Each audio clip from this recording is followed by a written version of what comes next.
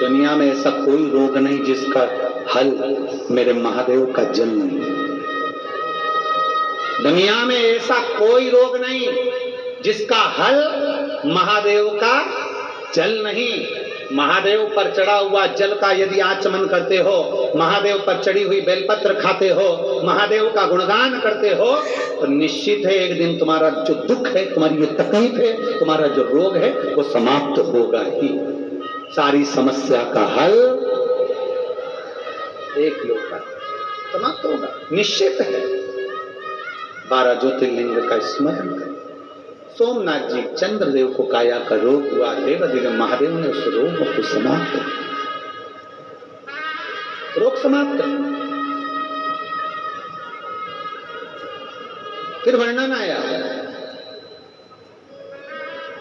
श्री मल्लिकार्जुन भगवान का। कार्तिकेय बाबा जो रुष्ट होकर चले गए थे, उनको मनाने के लिए शंकर पार्वती जी पहुंच गए।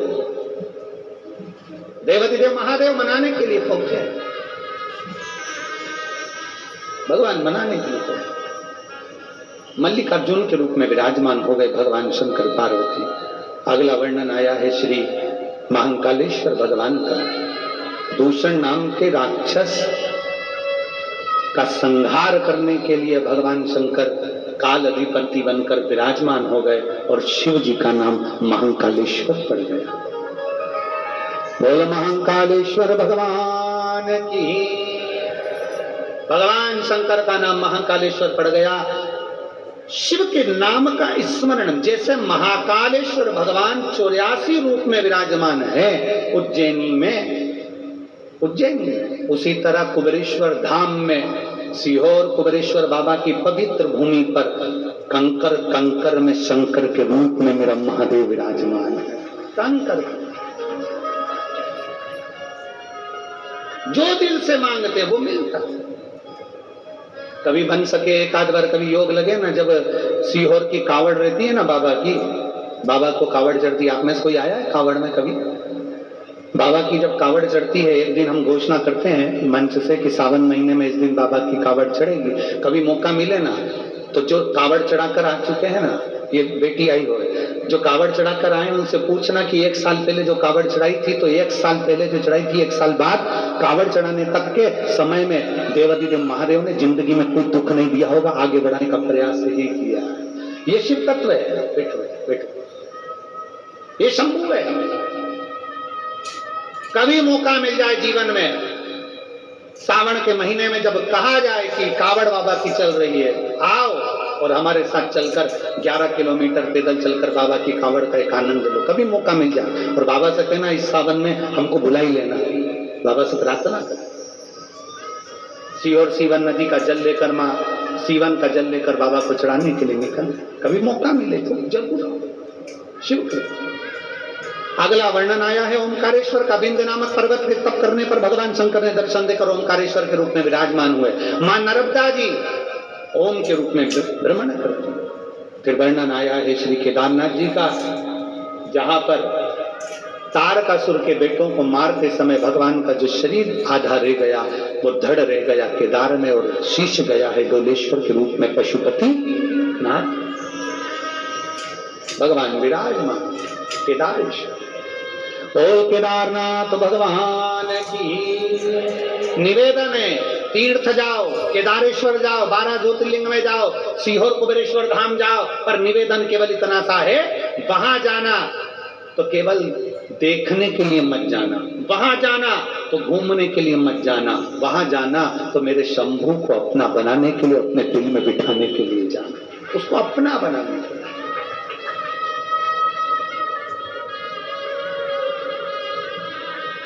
जाओ। अगला वर्णन आया है भीमाशंकर।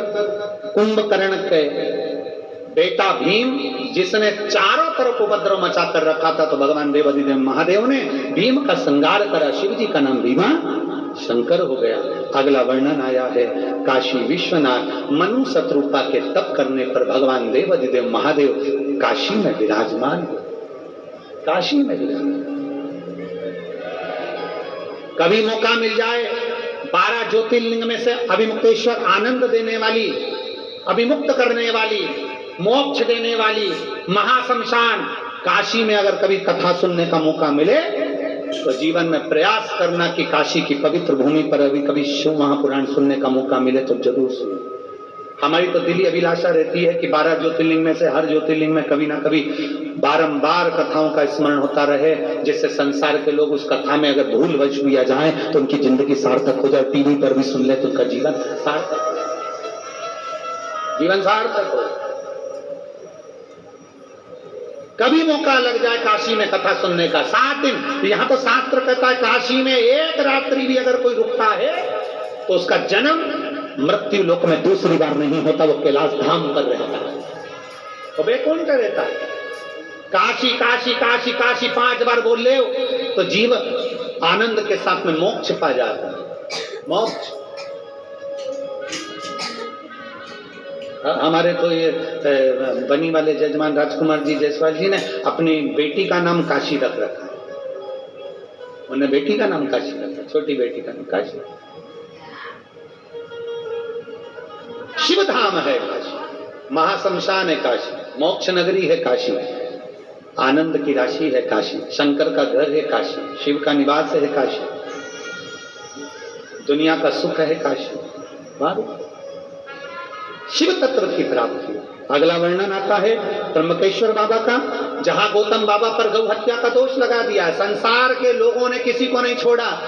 गौतम बाबा जो तप में लीन थे, साधना में लीन थे, भजन में लीन थे, वहां के रहने वाले कुछ ऋषिवरों ने, कुछ ब्राह्मण जनों ने कह दिया कि गौतम बाबा पर उनकी तप साधना को देखकर, उनके भजन को देखकर, उनके विश्वास को देखकर उन पर गणेश जी को गाय बनाया और गौतम ऋषि के आश्रम में उनके प्राण छूट गए। तब गौतम बाबा पर गौ हत्या का दोष लगा दिया। गौतम बाबा की धर्म पत्नी अहिल्या हाथ जोड़कर बाबा ब्रह्मा विष्णु महेश की आराधना करी। तब भगवान ब्रह्मा विष्णु महेश ने आकर दर्शन दिया और त्र्यंबकेश्वर के रूप में विराजमान हो गए।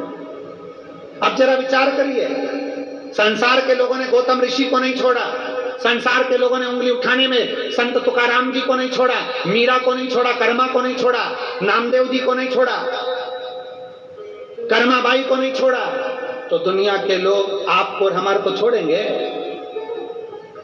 जो भगवान की भक्ति को आगे बढ़ाएगा, जो विश्वास जनमानस के अंदर फैलाएगा, शंकर की भक्ति का विश्वास जो दृढ़ करेगा, दुनिया के लोग उस पर उंगली उठाने के लिए आतुर रहेंगे, उसको आगे नहीं बढ़ने देंगे, उसको गालियां, अपशब्द, ताने सब दिए जाएंगे। और तैयारी रखो, अपनी झोली इतनी फैला कर रखो कि दुनिया कुछ भी देना तो भी अपन को रख लेना।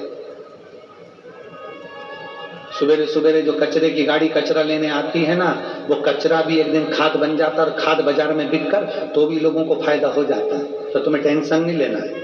ये जितनी बोतल और पानी की तुम फेंक कर जाओगे ना, अभी 2 घंटे के बाद में जब यहाँ से जाओ तब बोतल बीनने वाले यहाँ लग जाएंगे और इतनी बोतल बीन लेंगे कि वो लगभग 2-4 लाख रुपए तो खाली बोतल के कमा लेते हैं।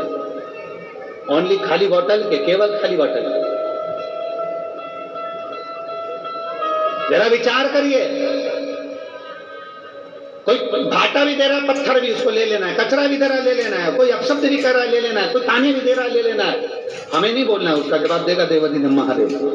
गौतम बाबा पर गौ हत्या का दोष लगा, त्र्यंबकेश्वर भगवान प्रकट हो गए। अगला वर्णन आया वैद्यनाथ जी, रावण भगवान शिव को लेकर चले थे, तभी भगवान जाना नहीं चाहते थे और विराजमान हो गए। वैद्यनाथ जी के रूप में बाबा विराजमान हो जाते हैं। अगला वर्णन आता है नागेश्वर।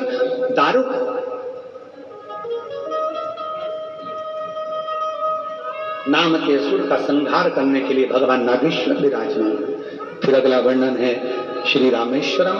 भगवान राम शिव को विराजमान कर लंका पर चढ़ाई करते हैं और विराजमान करते हैं भगवान शिव को। रामेश्वरम के रूप में भगवान विराजित होते हैं। अगला वर्णन आता है कृष्णेश्वर। सुधर्म नाम के ब्राह्मण की 2 पत्नी थी, एक घोषमा, एक सुदेहा। सुदेहा की संतान नहीं थी, घोषमा की औलाद थी, घोषमा की संतान थी। तब घोषमा की जो संतान थी, घोषमा ने अपना बेटा सुदेहा को दे दिया था। सुदेहा को बेटा मिल गया, बड़ा हुआ, शादी कर दी, बहू आ गई। बहू को मालूम पड़ा मेरी असली सास तो घोषमा है, सुदेहा से मुझे कोई मतलब नहीं है। क्रोध में आ गई, और अपने बेटे के टुकड़े टुकड़े कर कपड़े में बांध कर उसके शरीर के टुकड़े ले जाकर पानी में फेंक दिया, तालाब में। भूषणा ने शिवलिंग का निर्माण करा, तालाब में जाकर विसर्जन करा। बाबा मेरे बेटे को देखे हुए बहुत दिन हो गए। भगवान शंकर ने उसके मरे हुए बेटे को तैरता हुआ बाहर निकाल दिया। वो कृष्णेश्वर महादेव